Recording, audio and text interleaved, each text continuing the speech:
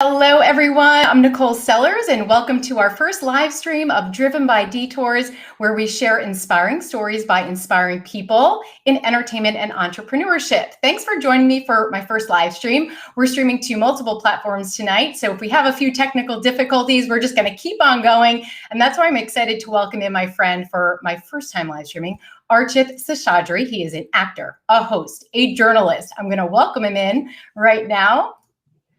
Hello, Arch. Thanks for joining me. Thank you so much for having me. I'm doing great, and congratulations on your new debut. You are an entrepreneur of sorts, dabbling into new technologies. I love it. Yeah, we got to just dive in. We have to leap because it's always going to be uncomfortable to transition into new things. And we're going to talk about a lot of things like career transitions. But I want to talk to you a little bit about your journey because you have switched careers quite a bit. Starting out in engineering, right? And then you transitioned about 6 years later into media. How did that happen? And what were some of your detours along the way? Yeah, you know what's really funny about it is a lot of Asian Americans or Indian Americans we're good at math, we're good at science. And yes, I still like math and number crunching, but I went to Georgia Tech, loved it, was in engineering and consulting. And a lot of the feedback when we would get performance evaluations was always communications and leadership. Archith, you're so good at this, it comes to you naturally. So that sort of got me thinking and was like, well, what am I already good at? Let's focus in on the positives and the top skills you have and transition. So I wrote for the paper when I was at Georgia Tech. And that was that point of should I go to B school or should I pursue a career in media and entertainment? And I was like, you know what, let's take the road less traveled. And it's been a blast, no looking back. And weirdly, even now, I still have my contacts and relationships with them, with my engineering and consulting folks. But I think it's just important. You have to go and believe what you're good at and just go do it. So it was a gradual transition, but acquiring skills from one industry and making sure that it's marketable and transferable to another one where you're unique and relevant. Yeah, I mean, the news industry is not easy to jump into head first, but you're a very determined and hardworking person. So I think that a lot of our viewers are the same way. They're multitaskers. They love to work hard, but they also are entrepreneurs at heart. And I feel, and I get the sense that you're the same type of person, that you're creative, but you also are a hard worker and you need to keep going. What was it like to do that transition though, when you jumped into news and they were like, you're doing live hits at, 6 times a day, you got to write really fast, you got to write for the web. What was that transition like? Because that's, I would assume, very, very, very different than the engineering field. Absolutely different. And the good thing about it is it's almost like you take those engineering and business concepts and apply it to the world of media. I mean, we have a daily deadline every single day. There cannot be anything late because the news has to go on at 5 p.m., 6 p.m. And obviously now you have a morning newscast that starts at 4:30. So you're producing content for multiple newscasts. And when you think about it from a business standpoint, it's daily deadlines and, managing your time really well and making sure you have those interviews and always planning, thinking, and executing those interviews. Our biggest part of our job is planning and delivering. So every day people ask me, what do you do? I said, well, I pitch, produce, present. I have to shoot the interviews. I have to come back and edit it. And then I have to write it and then post it to the web and social media. So you're wearing so many hats. But yes, going back to what you said, Nicole, you're your own entrepreneur. You are the company, you are the CEO, and whatever you put out there is part of your brand. And being able to manage yourself and the people that need to help you make your job easier is so important, especially in the world of media and entertainment. Yeah, you touch on such a good point too. For hosts, you have to do it all. You have to write, you have to produce, you have to go live, and you have to constantly be evolving. And I think during this time, especially during the pandemic, we all became really uncomfortable because we were kind of in our cocoons, right? And then we were kind of forced to start Zooming and getting creative. So the hosting industry has changed so much just within the past 12 months. And I feel like we need to embrace it. It's exciting. Everyone's on the same playing field now. We need to just start getting creative and get brave, right? So we used to audition all the time and we would put ourselves out there, but now it's like the world is our oyster. We can create our own shows. We can go live streaming like this. We can like go this, right? right? I mean, I'm my own boss, which is what I like, right? So I just think that that's a really important message to share, just taking that advice that you give in transitioning, but also just to have that confidence and to just leap and go for it and feel empowered. You have no one to answer to. You have, no one that you need to impress anymore. This is all about you building your brand and your company. That brings me to my next thing, the Archway. Tell me about the Archway and how that came to be, because not only are they a lot of words of wisdom and motivation, but you're doing Arch Eats, which I love. And now you're blogging. Yeah. I love all of your materials. So how did that really come to be? And what's really the mission with that? Because I feel like it's, for me anyway, it's very motivating, but also entertaining. Oh, well, thank you so much. Firstly, I appreciate that little plug in. Somebody actually suggested that name to me. So coincidentally, my name is Arch or Archith. And I was like, you know what, why not build your brand with something that's already uniquely you? So when people talk about brand and brand building, it's how they feel and associate and those words that we hear, right? So I encourage everyone right now, think about it, take a minute, close your eyes and think about a few words that you think about yourself and write it down on a Post-it. And then ask people, without sharing those lists of words, what they think about you, because it's a two-way street. It's not only what you think about yourself, what other people think about you. So for me, those words are energy, positivity, and passion. And I try to channel all of that to storytelling. So whether that's on the improv stage, or whether that's on the inspirational, motivational quote stage, or as a news reporter, or as an actor, host, blogger, all of those things really come down to one word, and that's stories. So the Archway is very simple. I just want to make sure that we're able to inspire people and do that through multiple different avenues and lanes. There's not one way to be successful. I think there's multiple stages. And on my Instagram feed, which is my name, it's Archith Seshadri, I have it by column. So I just try to keep it super simple, but I post every third post as an Arch Eats, which is my food blog. So I'll go and do different pictures of restaurants and do reviews. I'll do Arch Tips, which is my daily motivational quotes. And a lot of those, sometimes it's really for me. So I write them myself. So I look at things and be like, you know what is the lesson learned from this? How can I start my day with intent and positivity and energy? And maybe those days you're not having a great day, and what can I reflect and hopefully share that with the world, and especially on social media. And of course, Arch Stories sort of is a combination of all that, right? At the end of the day, people will remember stories. And that's what we are. We're storytellers and content creators. So those are my news reports or just any life stories that I want to share with the world, hopefully give them a seed of inspiration. And in fact, today, coincidentally, my quote was post with purpose. Let's get away from being, selfishly narcissistic or whatever that word is.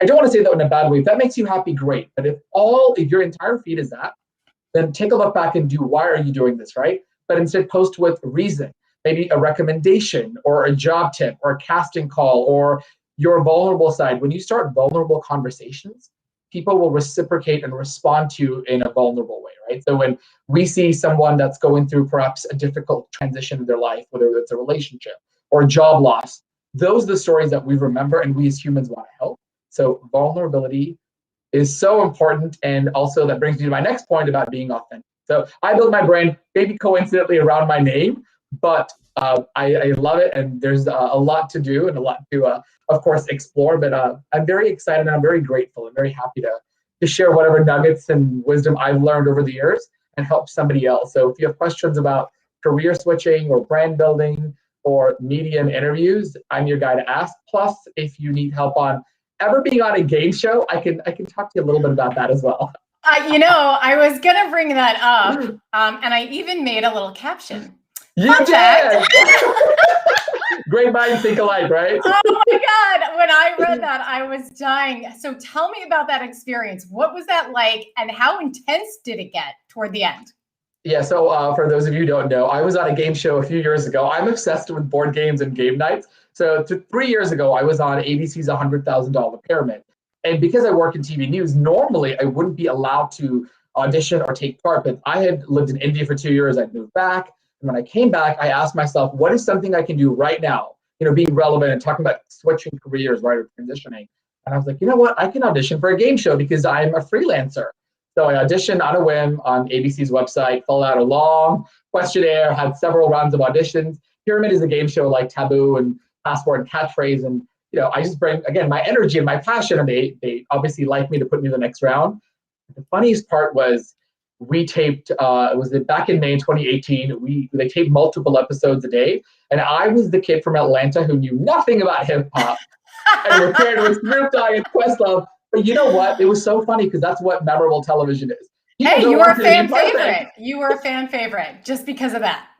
Oh, Snoop Dogg was probably like, man, we need to get you some music with this money. So I was like, you know Oh what? my God, I that's did win, but I won't amazing. tell you how much. I did win. So I loved it. It was such an exciting experience. But again, even with that, right? All of these business and entrepreneurship skills that we can apply, it's like, even if you get something wrong, just keep going. Just be in the moment and enjoy it and have fun. And I try to have fun with everything that I do every single day. Well, you know what I notice is that your positive energy and your willingness to help others makes you successful because that attracts people to you.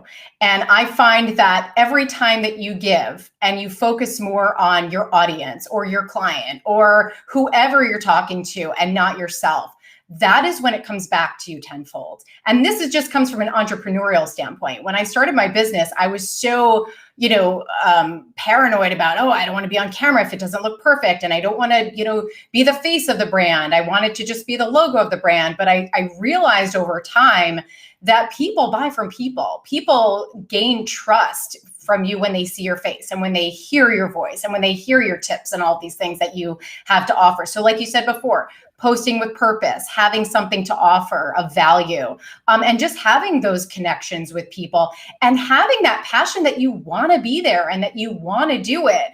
There are too many times that you see, some people on TV, they look like half the time they don't even want to be there, and you get that vibe, right? So I think your energy in general is just such an inspiration to other hosts and actors out there that want to put themselves out there, but they don't quite have that courage yet. So I'm hoping that tonight they're inspired, they're motivated to start live streaming, to start creating their own shows, to start doing all these kinds of things and transitioning into a new career if you feel stuck. I'm sure a lot of our viewers felt stuck at some point in a career where they felt like they wanted to transition, but just didn't know how.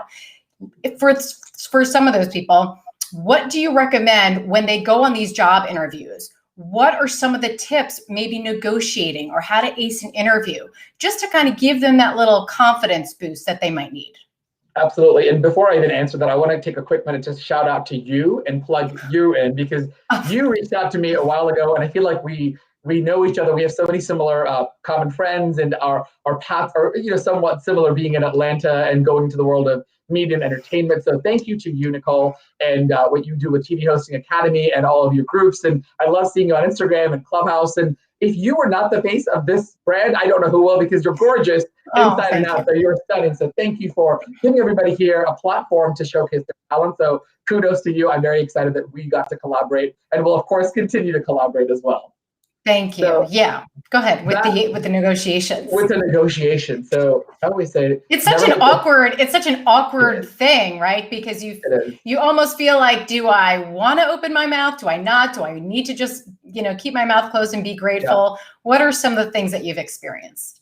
I always say with negotiation, don't make the first offer. I love reading a lot of self-help books, and a lot of it is by doing and practice, and also knowing what the audience is, right? If you're starting out and you perhaps don't have a lot of experience, you probably don't have the bandwidth or the gravitas to ask for all that, because you're a newer entrant into that game. But if you know your value, you're more than welcome to do that, right? I always say break it down into what you're worth and the value per hour, and don't make the first offer. So when it comes to negotiations, right? People want to hire you for a reason, right? So what do you bring uniquely? So don't get into the numbers just yet, but explain the value that you bring, perhaps the perspective, the experience, a degree, job experiences, world experiences, right? If you're a mom, or if you're a dad, or if you've lived internationally, or if you have a very unique skill set, those are skills and talents that you can add and bring to the negotiation table, and never make that first offer. Also, you can negotiate other things. You can always negotiate things like the internet expenses. You can negotiate equipment like a podcast microphone, which I did negotiate. This is absolutely free, which I got from one of my clients. Also, things like parking reimbursement, a phone stipend. These are all things you should be able to, as content creators, negotiate. And you're looking for sponsors as well. So having a sponsorship package ready, one page, simple, right? Maybe a bronze, a silver, a gold, and what you're willing to offer to your clients. I think you have that as well. So being so available and having your marketing materials on point, on deck, and on brand is so important. In fact, you guys haven't already, go check out Canva, canva.com. We Yes. love it. I'm sure we both use it. And there's free classes there on social media, branding, all of these things that we're talking about. So with negotiation, I always say, you don't get what you deserve, you get what you negotiate. And you don't have to be hardball about it. You can be nice and polite, but be firm. And you don't have to make that decision right away. You can say, hey, this is what I would like to propose. Here are the list, and here's what I believe I should be compensated. Let's marinate over it, come back, and let's chat next week. So no one is asking you to make that decision now. And maybe they'll meet you halfway, maybe they'll meet you the whole way. You never know. But if you don't ask, guess what? That answer is going to be a big fat no. So don't be nervous to ask, and believe that you can do it, because if you undervalue yourself, nobody's going to see your own value. That's such a great point. And also, don't be afraid to pitch ideas. So for our hosts out there or our journalists out there, if you want to work for a specific digital platform or a station, have some ideas. How can you bring value to that show? I did that actually with the NBC affiliate in Cleveland. I went with an idea for a segment and they loved it. It was for a digital trend segment. This was before social media blew up. I know I'm dating myself, but this is when it was like big time Facebook. And I became the digital trend reporter, but it was a segment that I had pitched because I was so into digital trends at the time. I knew that everyone was getting on social media. So I saw a gap or a lack there, that they did not have something that I believe that they needed. So don't be afraid to pitch some ideas, get creative, and offer value to a digital platform or a network. And just don't be afraid to put yourself out there. And I know we have time for about probably one or two more questions. I know we have so many topics. So like we have a little look. I have a little checklist. I made a checklist of all the things. We'll get to as many as we can, like a 5-minute round robin, right? Yes. The top tricks to be an authentic networker. Now, yes. Back in the day, it was let's go, meet up, let's go have cocktails, let's go to dinner. Since the pandemic, it has been a lot different. Everything's been Zoom or webinars or social media. What have you found to be the most beneficial way of networking now that's convenient for people, that works? I still like the in-person networking, but I think that a good hybrid of the two, that works now because people are so used to connecting online. What are your tips for that? Of course. And, when I talk about networking, I have to start off with a quote. It's not about what you know. It's not about who you know. It's who knows you. So yes. Being smart and networking wisely, not just cold calling and spamming people, right? The best way, especially in 2021 and onwards with this hybrid model of, we're in this pandemic, we're almost out of it, but I don't want to jinx myself and something else happens. You have to be willing to put yourself out there, but also be specific in those asks and be camera ready for Zoom interviews, having the ring lights, having the frame, having a virtual presence. I have a great example. I met somebody at a conference a couple of years ago. It was the Junior League.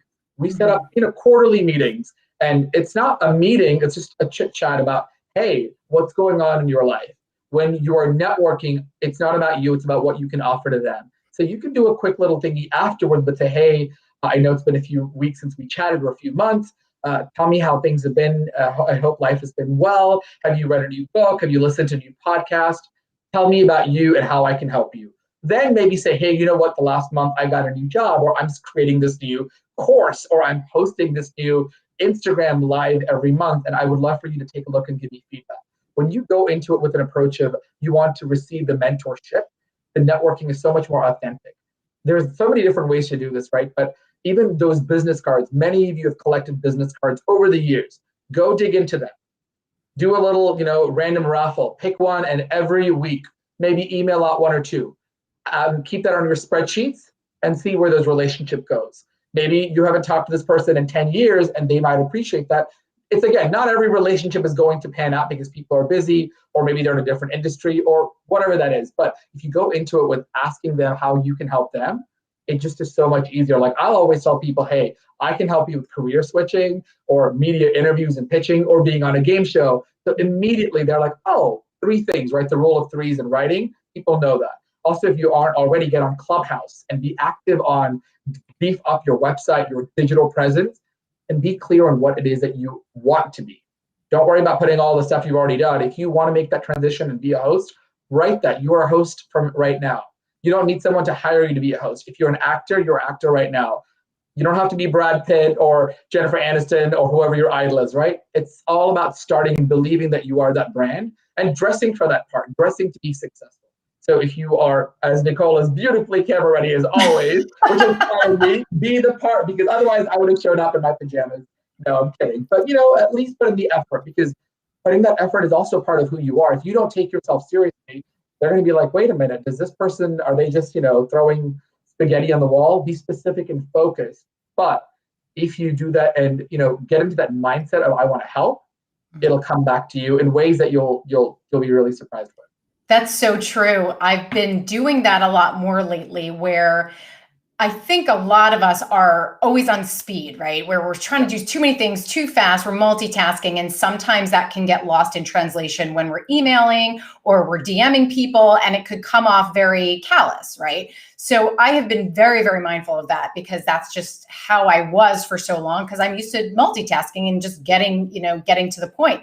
But when you nourish those relationships and you do start with, how are you? How are things going? I noticed X, Y, and Z, loved your post on Instagram. When you're making those connections and you're taking the time to recognize what they're putting out there, what they're doing, all the hard work and efforts, and how perhaps you could help, makes a world of difference. So great advice there. Absolutely. And really quickly with that too, right? I was going to say, if you meet someone on your phone, this is what I do. If I meet someone and you're willing to exchange numbers, I'll even write in the note section how we met and where we met, just a little, a nugget of information, maybe a fun fact, or, hey, we met on this interview, or we met at this class. And when you have to follow up at some point, you have those notes already. And even on Instagram, right? So there you have the contact information, and then you have them on Instagram. So you're sort of able to marriage those two together. And it's like, oh, you know what? I remember you telling me that you were looking to go to this new restaurant in New York. I just got back from New York, so I thought about letting you know.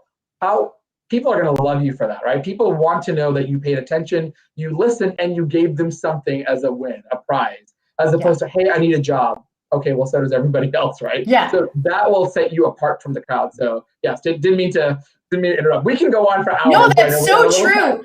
No. I have one more thing to add to that. It's almost like when you're doing your research before you interview somebody, and you're trying to find little anecdotes about them, right? Like something fun, like your fun fact, right? Something that kind of sparks that curiosity and that interest and shows them that you have taken the time to do your research.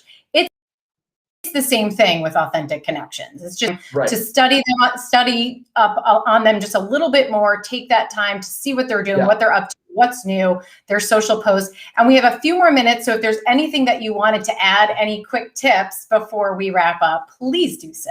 Oh, absolutely. I was also going to say, commonalities are so important, right? Because you become grounded as a person. At the end of the day, we are all human beings going through the same thing, right? What do we want? Our goal is to be happy and successful, and whatever way that means, right? So when you're talking to someone, really listen and do put that phone away. We're all guilty of that, but just remembering that, right? And not worrying about planning 50 steps ahead. And even in an interview, I've heard a lot of anchors who've told me that, listen, we might have 10 questions to ask, but bounce off questions off what they're saying, because then you're listening, as opposed to question 1, question 2, question 3.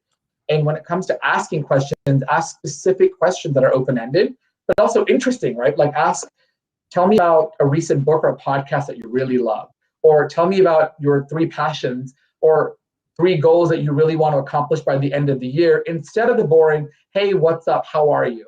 Well, hopefully they're fine and they're good. What those answers, right? So I ask people questions about zodiacs. Hey, I'm a Libra. Are you into astrology? And if you are, what zodiac are you? Or tell me yours and I'll give you my perspective. And people are like, oh, that's interesting. So when you were more specific about something, right, it's just more fun. Or the easy ones, right? Your favorite TV shows or movies, or your favorite cuisines. Those are always easy because people love to talk about food, travel, and of course, bring it back full circle, the world of entertainment. So be specific in your questions. Just have fun and be yourself. Be a kind and good human being.